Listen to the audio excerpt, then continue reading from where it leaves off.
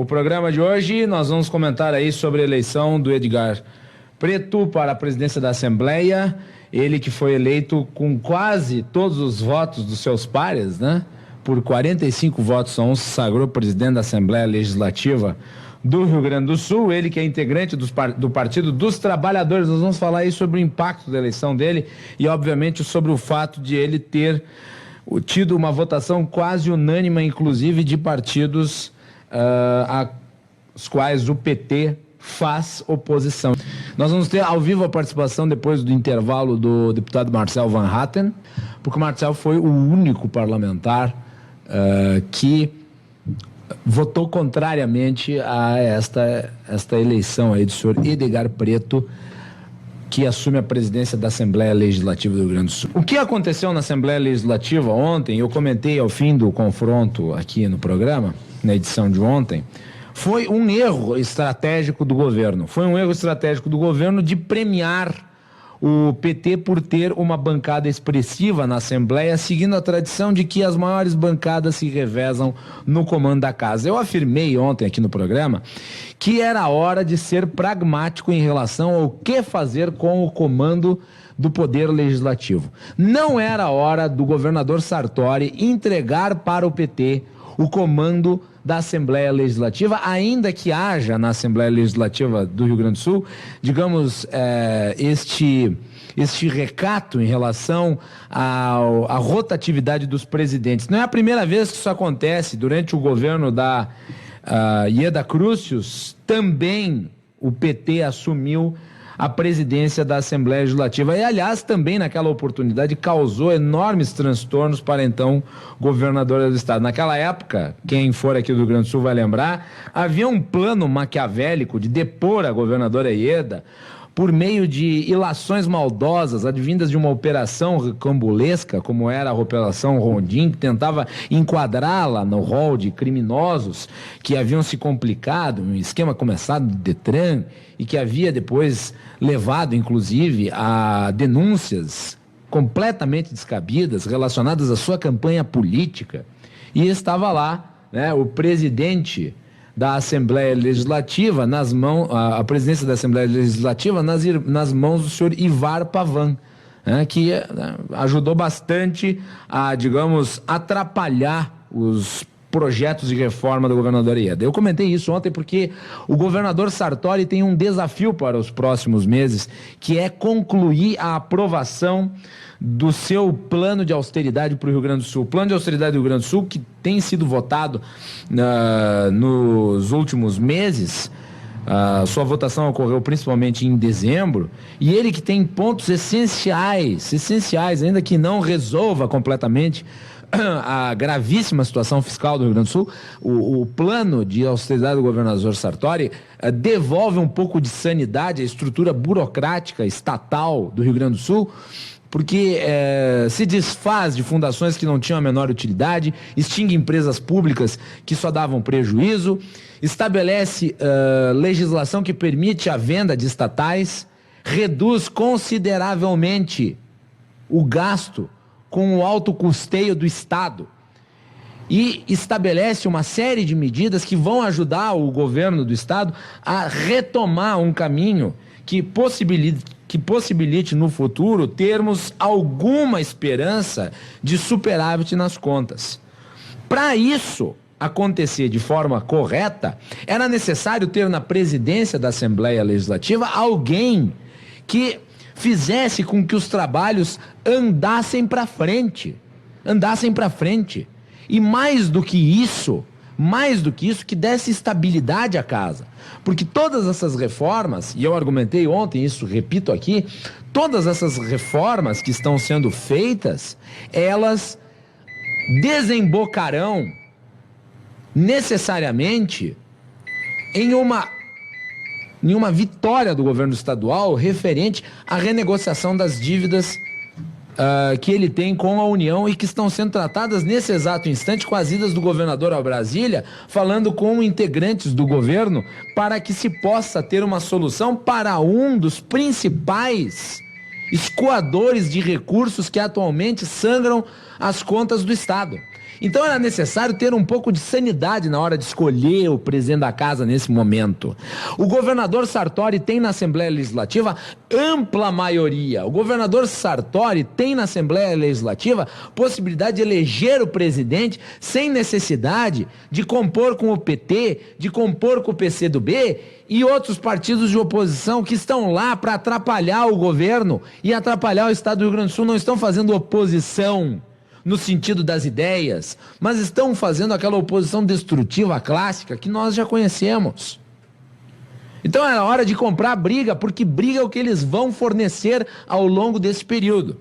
E daí o que fazem as bancadas? As bancadas se reúnem, todas elas, de todos os partidos, e formam um consenso, em torno do nome do senhor Edgar Preto.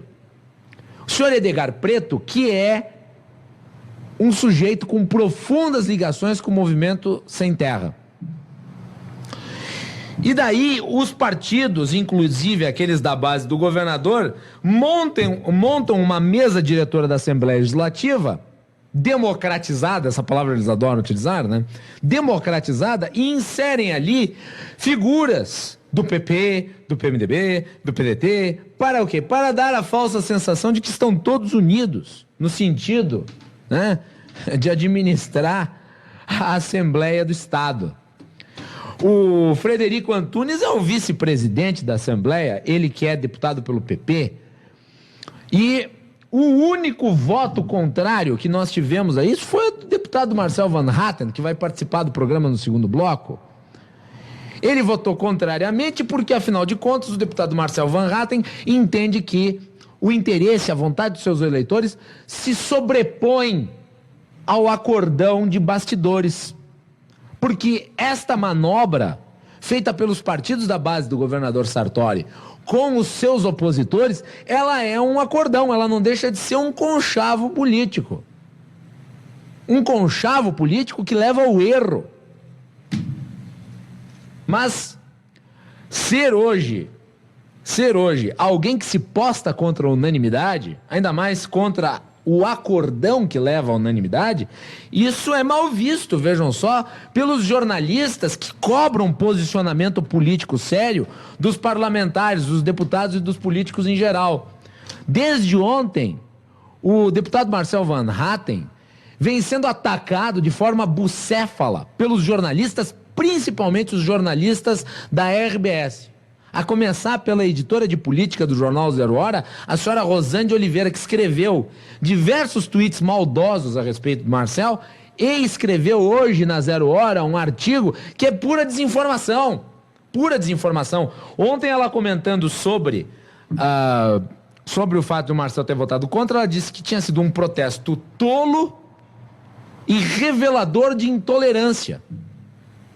É dizer, alguém, se você discorda de um acordão que une todos os partidos para comandar a Assembleia, você acha que a aliança pragmática, naquele sentido, para, digamos, administrar a Casa Legislativa, é espúrio, é intelectualmente danoso, é moralmente agressivo, e você vota contra aquilo, você é autoritário.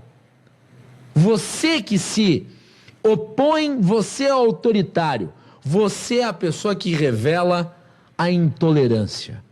Mas que tipo de democracia, que tipo de conceito de democracia passa pela cabeça da jornalista Rosane Oliveira, que tem a responsabilidade de ser a editora de política do jornal mais importante da região sul do país? Esse é um conceito rasteiro de política que essa senhora tem. Ela queria o quê? A unanimidade burra? É isso que ela entende como tolerável? A pessoa não pode mais se postar contra um verdadeiro mocotó político, que foi a eleição desse Edgar Preto aí para a presidência da Assembleia Legislativa? Ela ainda acusou o deputado Marcel Van Hatten de ter traído o seu partido, porque o PP participaria da mesa diretora da Assembleia. Poxa, que grave, né?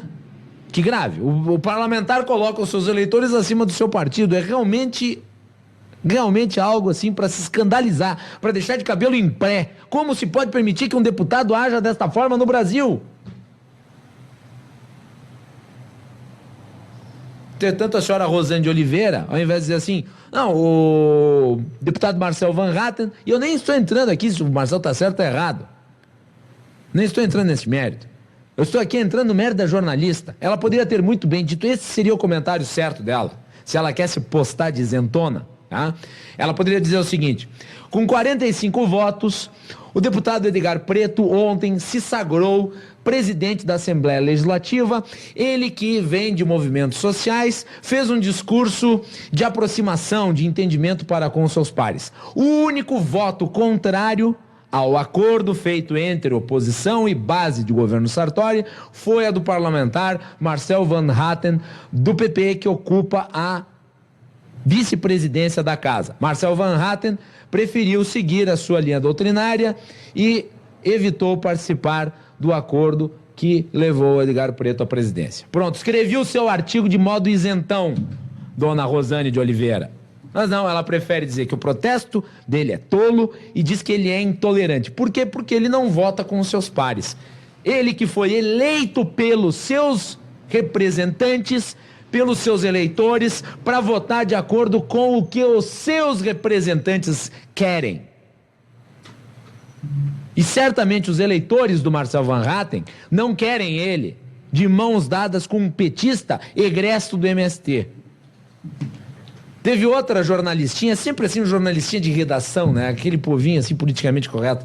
Você, não, mas isso daí é intolerante, porque afinal de contas tem gente boa no PT, tem gente boa no MST, nem todos são a mesma coisa. É verdade, nem todos são a mesma coisa. Eu não posso julgar todos. Mas aí eu pergunto, em relação principalmente ao MST, tá? Se nós temos dentro do MST uma parte desse movimento que não se vê representada pela liderança de um radical marxista comunista como o senhor Stedley, se essas pessoas não se veem representadas por ele, por que continuam no MST? Qual é hoje a liderança do MST que pode ser considerada, digamos, palatável? Tem alguém? Alguém não está submetido ao stalinismo do Sr. Stedley? E mais do que isso, quando nós tivemos eleição para a liderança do MST, já que é um movimento que se pressupõe democrático, que eu saiba, o Sr. Stedley é o líder do MST desde sempre. Quer dizer, o Marcel é ódio, o MST é o quê? Amor no coração ou amor na ponta do facão? Teve outros dizendo assim, mas ele pelo menos ele tem a liberdade de opinar. Tem a liberdade de opinar e tem a liberdade de votar contra. Tem a liberdade de votar contra. Quem diria, né? Quem diria que o jornalismo que vive cobrando dos políticos que sejam efetivos no segmento da sua doutrina, agora critiquem um deputado exatamente porque coloca a sua linha ideológica acima de acordos. E foi o único deputado a fazê-lo. O único deputado a fazê-lo. Eu não sei o que levou os outros parlamentares a entrarem nesta barca furada da presidência do senhor Edgar Preto. Eles esperam moderação de um integrante do MST? É isso que eles esperam? Que tipo de moderação vai ter? Vocês lembram como é que foi a votação do pacote do Sartori no fim do ano passado? Parece que essa gente tem memória de peixe. Dura 3 minutos, esquece. Zera tudo. São as dores da política. Os movimentos sociais, ditos sociais, e os sindicatos acamparam na frente da Assembleia Legislativa no passado, tocaram terror, causaram problemas, promoveram baderna, tentaram invadir a Assembleia Legislativa, tentaram impedir deputados de entrar dentro da Assembleia Legislativa. E só não atrapalharam ainda mais porque a presidente da Assembleia, na oportunidade, a Silvana Kovács, impediu que eles ficassem dentro do salão de votações da Assembleia, dentro do plenário da Assembleia. Os senhores acham que o senhor Edgar Preto vai fazer a mesma coisa? Vai trazer proteção para a Assembleia ou ele vai permitir que os militantes, seus camaradas, entrem na Assembleia exatamente para tumultuar o processo de votação? É isso que ele vai fazer. É isso que ele vai fazer, porque essa é a natureza deles. Entretanto, foram lá e entregaram o comando da Assembleia para o cara. Depois não reclamem se os processos de votação forem extenuantes, forem cansativos e ocorrerem episódios de violência dentro da Assembleia Legislativa. A posse desse senhor já teve ali a participação desses movimentos, que vão voltar assim que os primeiros projetos entrarem em votação. Estarão lá presentes. Estarão lá presentes. Vamos voltar aqui à coluna da senhora Rosane de Oliveira. Aí hoje ela escreveu na Zero Hora, um texto chamado Pontos de Interrogação. E ela argumenta o seguinte: com um discurso moderado na posse como presidente da Assembleia, o deputado Edgar Preto terá de administrar, a partir desta quarta, o conflito entre a pressão de seus aliados de esquerda e a direção de uma casa plural, com maioria alinhada a um governo de inspiração mais liberal. Preto lembrou que o comando é colegiado e reafirmou que vai respeitar a democracia e o regimento interno. Mas quem acompanha as sessões do Legislativo sabe que a postura do presidente faz toda a diferença na votação dos projetos polêmicos. Uma amostra da tensão latente nessas relações pode ser vista já na citação das autoridades presentes. O governador José Ivo Sartori e o prefeito de Porto Alegre, Nelson Marquesan, foram vaiados pelas galerias lotadas de pequenos agricultores e simpatizantes do PT e do MST. Foi um ato de deselegância que em nada contribui para distensionar as relações. A mesa pluripartidária é fruto de um acordo que teve o PMDB na presidência em 2015 com Edson Brum, o PP em 2016 com Silvana Covatti. Para demonstrar seu apreço à forma democrática como a chapa foi construída, Silvana fez questão de registrar seu voto. No ano passado, quando foi eleita, somente Pedro Ruas votou contra. Desta vez, o único voto contrário veio de Marcel Van Hatten, suplente que está no exercício do mandato porque seu partido tem 2 deputados no secretariado. O PP tentou convencê-lo a votar sim, lembrando que Frederico Antunes é o segundo vice, mas foi inútil. Ele diz que a bancada entendeu sua posição de votar contra um petista na presidência, mas os colegas dizem que não foi bem assim. Antunes, João Fischer e Sérgio Turra pediram que, pelo menos, se abstivesse para não constranger a bancada, mas o deputado não cedeu. Sobre esse texto da senhora Rosane de Oliveira, eu tenho 2 observações para fazer. A primeira delas é em relação a este sinal de que o meu editorial está certo. Quer dizer, nem bem o cara tomou posse, já estavam lá os integrantes do PT e do MST vaiando o governador e o prefeito de Porto Alegre. Vocês acham que não vai ser diferente quando nós tivermos votação? Votação que leva a um clima ainda mais de conflito entre as partes? Vocês acham realmente que não vai ter isso? Vocês acham que ele vai seguir o seu discurso moderado? Vocês acham realmente que ele não vai fazer a diferença na condução dos projetos? E a segunda parte é o seguinte: virou uma fofocaiada política, porque ela afirma que os parlamentares colegas do Marcel pediram encarecidamente para que ele votasse na chapa. O Marcel Van Hatten, depois ele vai entrar ao vivo, nós vamos perguntar para ele, nega que tenha sido pressionado para tanto. Quer dizer, a mulher ela cita os deputados, mas não cita as declarações. Ela cria um conflito entre os parlamentares, porque daí ficam 2 versões da história. Quer dizer, esse é o papel do jornalista? E mais, qual é a gravidade de o Marcel ter votado contra? Qual é a gravidade? Em que isso prejudica, né, as chamadas relações institucionais, outro termo que é costumeiramente utilizado? Bom, senhores, nós estamos aí numa época, né, onde nós nunca vimos tantos acordos políticos em detrimento dos interesses da população. E é triste observar que o jornalismo faz coro com esse tipo de procedimento.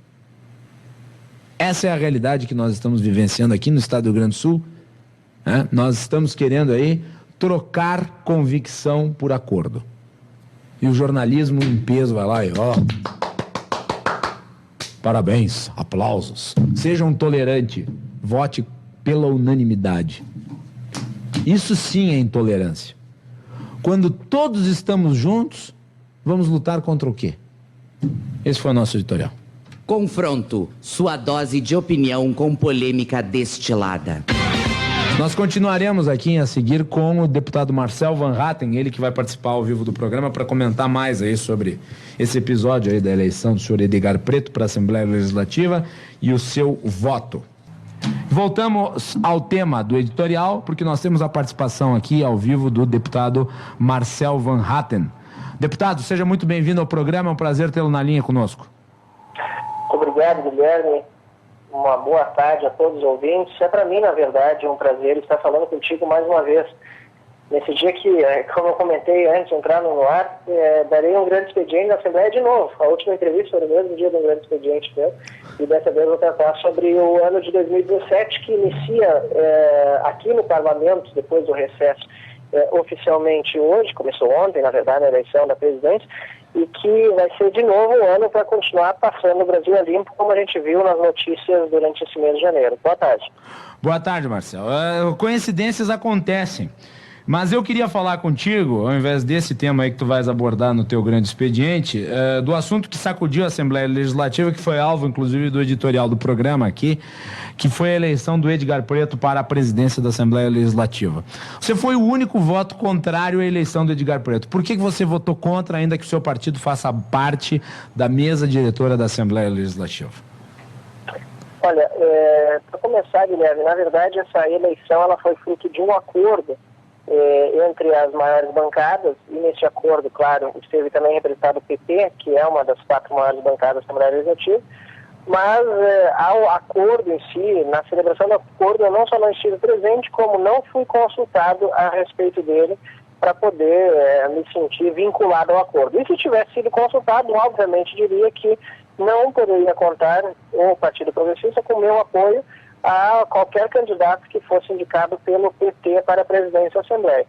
Até porque o voto ele é uma questão de convicção e de confiança. Toda pessoa que votou em mim, o meu eleitor, na hora que foi lá na urna digitar o meu número para deputado estadual, votou em mim porque confiou nas minhas propostas, no meu caráter, na minha forma de agir, enfim. O voto ele é pessoal.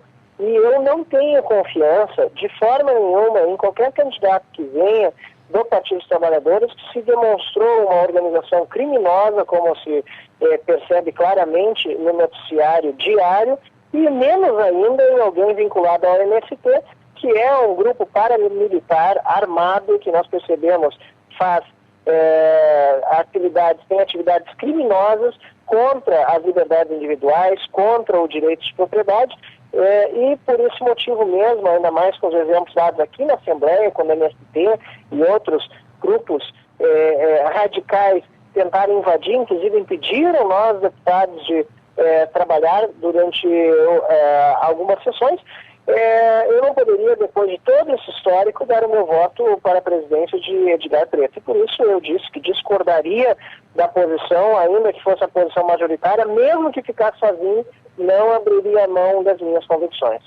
Isso causou algum tipo de constrangimento entre os seus colegas, os seus pares do PP? Quer dizer, eles te criticaram, internamente. De toda a bancada e da própria executiva do Partido Progressista, que integro e com quem, inclusive, tive a oportunidade de me reunir, com a qual a própria executiva me reuni no dia anterior à votação, ou seja, segunda-feira, e entendem que esse é o meu posicionamento já de anos e que é o que os eleitores esperam de mim. Então, quer dizer, acho que dado o meu histórico e sabendo que eu tenho esse posicionamento também previsto para o futuro, não há como haver um constrangimento com uma posição que está muito bem explicada.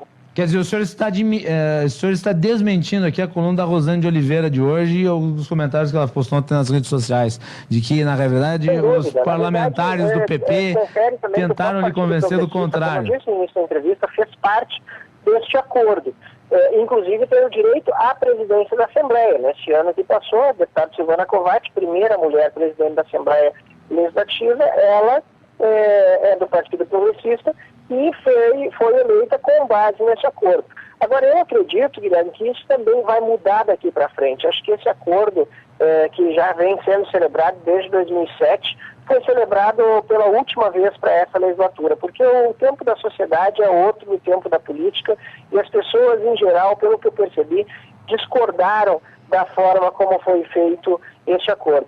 E a jornalista Rosane Oliveira, eu não gosto de falar sobre o trabalho de jornalista, assim como você me conhece, eu respeito muito a liberdade de expressão, a liberdade de imprensa. Comecei minha trajetória profissional como jornalista, repórter no jornal local, e acho muito importante que os jornalistas tenham independência. Mas não podem inventar fontes, ou se não as inventaram, como diz Rosane Oliveira, que não inventou, pelo menos não dar crédito a fontes secundárias sem ouvir as fontes primárias. Porque o que ela disse que ouviu de determinadas lideranças progressistas, depois que eu liguei para essas mesmas lideranças, não confere. Até porque elas nem conversaram com a jornalista Rosane Oliveira. E ela disse que ouviu de uma fonte do PP que eu estaria constrangido porque teriam pedido, aliás, o partido estaria constrangido porque teriam pedido para que eu me abstivesse e que eu não cedi. Não houve nada disso. Pelo contrário, deixei muito claro para o partido que votaria contra e que se abster seria ainda pior. E o partido em nenhum momento, seja na executiva, seja na bancada, fez qualquer menção a me constranger a votar da forma como outros votaram e como eu não gostaria e não iria de fato votar. Deputado, vamos avançar aqui em relação à presidência do senhor Edgar Preto na Assembleia Legislativa. O senhor mencionou aí os episódios no fim do ano passado em relação ao pacote da austeridade do governador, invasões, tentativas de invasões, tentativa de impedir os deputados de votarem, manifestações em frente à Assembleia que resultaram em conflito com a polícia. O senhor acha que a presidência do senhor Edgar Preto, ainda que ele tenha apresentado um discurso que muitos consideraram moderado, poderá levar a um clima de ainda maior acirramento, visto a proximidade que ele tem com esses movimentos? Olha, é possível. Na verdade, o deputado Edgar Preto, ele tem uma postura de muita astúcia. Quando se conversa com ele, se percebe o seu modo de agir. É aquela forma clássica de incentivar nos bastidores que haja uma sublevação e em público dizer, não, deixa comigo que essa turma eu controlo, eles exageraram, mas deixa para mim porque eu dou um jeitinho. Então, esse é o método, é o modus operandi que eu percebi nos últimos 2 anos do deputado Edgar Preto. Acredito que ele vai fazer muito desse bate nos bastidores, a sopra em público, para demonstrar um caráter um pouco mais moderado do que aquele que, evidentemente, não é o caráter real do movimento criminoso como é o MST.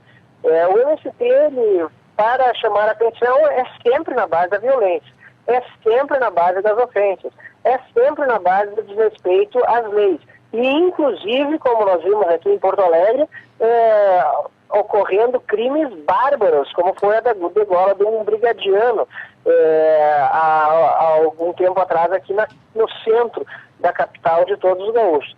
Ou seja, ele tem um modus operandi, o MST, que pode sim levar a que os trabalhos aqui na Assembleia Legislativa fiquem travados ao longo do ano. Eu espero, obviamente, que isso não aconteça. Mais do que isso, eu espero, inclusive, que o deputado Edgar Preto, novo presidente, comporte-se como deve comportar-se um presidente da Assembleia Legislativa de forma absolutamente magnânima e respeitando a todos os lados. No entanto, a experiência histórica com movimentos que ele representa, que é o MST, não nos permite ter tanta esperança de que de fato seja assim.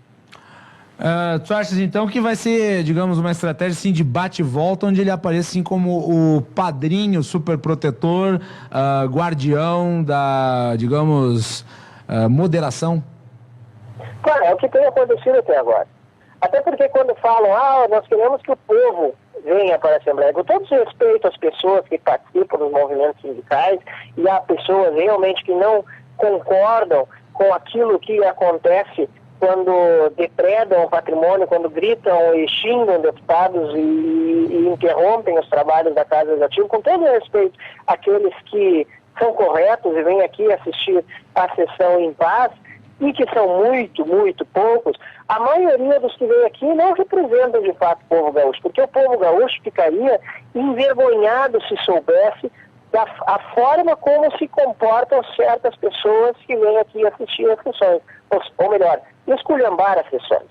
Então, é uma pena que nós tenhamos esse prognóstico hoje aqui na Assembleia Legislativa, e eu espero que a sociedade de fato seja representada nas votações aqui no plenário, de acordo com as consciências de cada deputado e com aquilo que eles defendem para as suas comunidades. e não por causa de meia dúzia que vem aqui fazer confusão e se diz representar o povo. Só que aí o deputado, como você disse mesmo, né, Edgar Preto, você sugeriu na pergunta, né, ele vai usar, sim, eu imagino, essa estratégia de dizer que ele é vinculado ao povo, ele está abrindo a casa para as pessoas, quando na verdade o povo é a militância petista, é a militância de esquerda, é a militância do MST, não é o povo ordeiro mesmo, que está ouvindo a rádio agora, trabalhando duro, daqui a pouco, inclusive ouvindo no trabalho esse teu programa e que dificilmente tem chance de chegar a acompanhar uma discussão na Assembleia Legislativa. Deputado, não era hora do governador Sartori e da sua base darem uma banana para os partidos de oposição e colocarem, ainda mais pela necessidade de aprovar medidas importantíssimas do pacote de austeridades, um aliado, alguém firme que trabalha a Assembleia com pulso para levar esses projetos que precisam ser aprovados com urgência o mais rápido possível, e não alguém que vai criar incomodação, certamente, porque há um integrante de um partido de oposição? Não foi um erro? Porque uma coisa é a base... Marcelo, deixa eu só concluir. Uma coisa é a base, ela se fracionar e eventualmente ter 2, 3 candidatos e por falta de articulação política ou por incompetência, não conseguir eleger o presidente e ter o presidente da oposição eleito, que é absolutamente normal, já aconteceu em diversos casos. Agora, outra coisa é os partidos da base do governador se fecharem os olhos para a realidade prática e entregarem de bandeja o poder para alguém que pertence à oposição. Não faz o menor sentido. Não faz o menor sentido. Mas, infelizmente, na política, muitas coisas que não fazem sentido e que acabam acontecendo. Eu costumo dizer, só antes de vocês dizer ainda que o Gabriel Souza, ele é o líder do governo, é do PMDB, e fez um esforço enorme para conseguir aprovar os projetos no final do ano, na sessão extraordinária. Um deles, o mais importante, não foi aprovado porque o PT, veja bem, quem queria tanto que fosse cumprido o acordo, descumpriu a sua palavra, não cumpriu com a palavra de votar a favor da PEC do 12º, votou contra professores e policiais militares que têm o salário parcelado, porque não quis contribuir, não quis que os demais poderes fizessem parte da crise, compartilhassem a crise. O PT foi contra, é bom dizer isso, a PEC do 12º. Agora, em relação à eleição do opositor do presidente da Assembleia, é muito simples, Guilherme. O maior interessado na eleição de um membro de um partido do governo era o próprio governo, que não se mexeu para fazer com que esse acordo não prosperasse, não continuasse. Nem antes quando foi celebrado, nem agora, quando todas as condições demonstradas ao longo dos últimos meses, com o PT reiteradamente descumprindo acordos, mesmo com todos os exemplos, o governo preferiu não interferir na eleição e deixar com que a base decidisse, e por esse motivo aconteceu isso que eu reputo uma tragédia para o governo Sartori, porque vai ter muita dificuldade, já tinha, vai ter ainda mais dificuldade para aprovar projetos importantíssimos, necessários para o futuro do Estado do Rio Grande do Sul. E por falar nisso, deputado, quais são os próximos projetos do pacote que entram agora, para serem votados? O que está na pauta aí da Assembleia? Eu não sei qual vai ser a ordem, porque a pauta pode ser invertida, mas em ordem de importância, pelo que vem sendo discutido na renegociação da dívida, talvez o mais importante de todos seja o fim da obrigatoriedade de plebiscito para a privatização de estatais. Aí que tá, não vai ser fácil aprovar isso com o cara do PT na presidência. Pois vai ser difícil. E se não aprovar isso, não tem renegociação com o governo federal, né? Não é o presidente que define a pauta de votação, é o colégio de líderes. Mas ele conduz os trabalhos. Oi? Mas ele conduz os trabalhos e pode fazer com que os trabalhos sejam mais sérios. Evidentemente ele decide como vai ser conduzido, né? E vai ser muito complicado. Eu não estou diminuindo o tamanho da complicação, só estou explicando que não está tudo na mão dele. Certo. Mas digamos aí que por meio da ação do presidente, ainda que ele não decida tudo, ele tem um enorme poder de fazer com que os trabalhos sejam desenvolvidos de forma mais célere ou se atrasem ainda mais. Exatamente. E o governador, o governador acha que tem interesse que as coisas sejam aprovadas.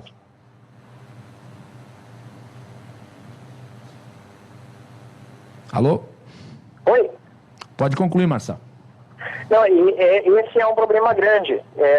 Está realmente nas mãos dele a condução dos trabalhos aqui na Assembleia e o governador vai ter maiores dificuldades para aprovar, inclusive, esses projetos tão importantes como a proposta de emenda constitucional para retirar a obrigatoriedade de plebiscito para a privatização de estatais. Tu acha, Marcelo, que com aquela derrota do projeto de recálculo do 10º ocorrida no ano passado, é possível que haja essa alteração na Constituição Estadual? Porque o do 10º foi derrubado por 3 votos. Eu acho que vai haver acho que o governo deve ingressar no Supremo Tribunal Federal e pedir que o Supremo corrija essa injustiça, né? É uma injustiça.